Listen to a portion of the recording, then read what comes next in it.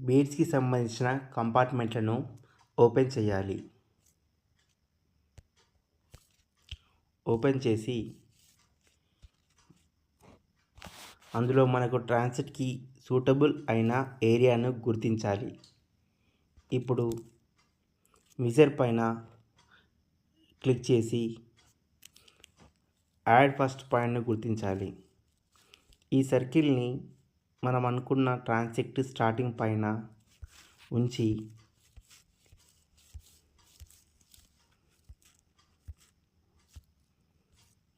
Add point పైన click చేయాలి.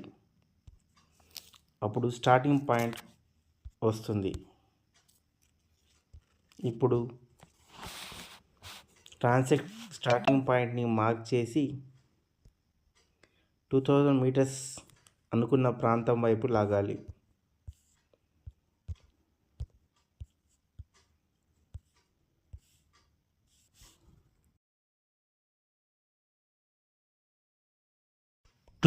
Metres అయిన తర్వాత డన్ పైన ప్రెస్ చేయాలి. తర్వాత సేవ్ టు ప్రాజెక్ట్ పైన ప్రెస్ చేయాలి. ఇప్పుడు మన టైటిల్ వస్తుంది. ఈ టైటిల్ని ట్రాన్సిట్ లైన్ అని మనం ఎంటర్ చేసుకోవాలి.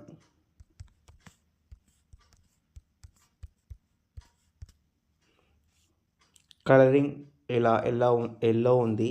దానిపైన డన్ పైన క్లిక్ చేయాలి.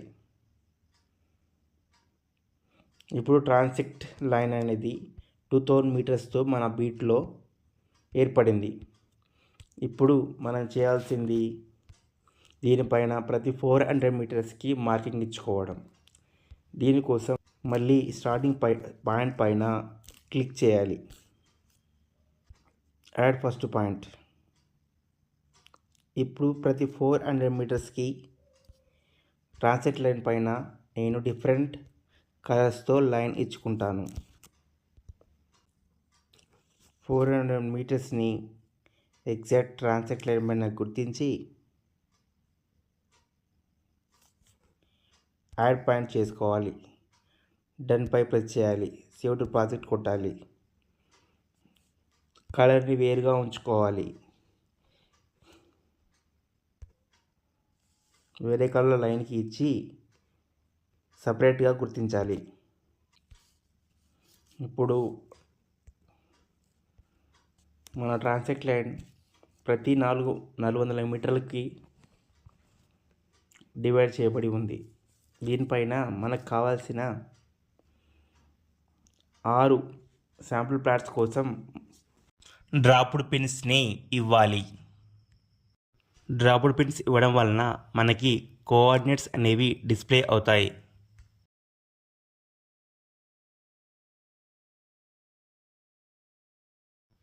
స్టార్టింగ్ డ్రాప్డ్ పిన్ ఇది సేవ్ చేసుకోవాలి.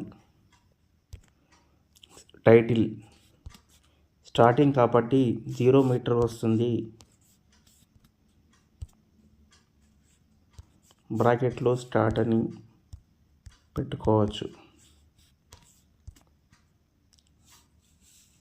ఐకాన్లో దీని మార్కింగ్ మనం నడుచుకుంటూ వెళ్తాం కాబట్టి నడుచుకున్న సింబల్ని ఇచ్చుకోవచ్చు.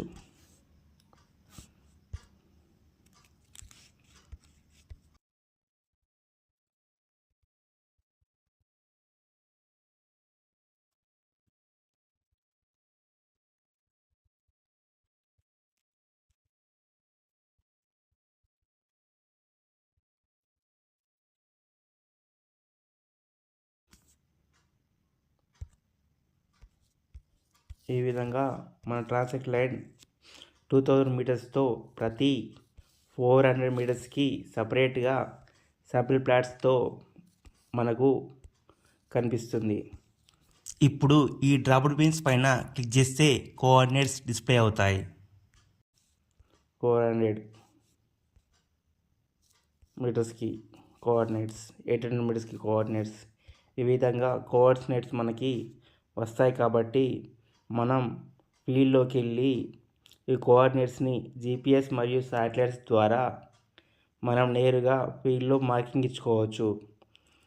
ఈ గూగుల్ ఎర్త్లో కూడా చూసుకుంటూ మనం ఫీల్డ్లో మార్కింగ్ ఇచ్చుకునే అవకాశం కూడా ఉంటుంది.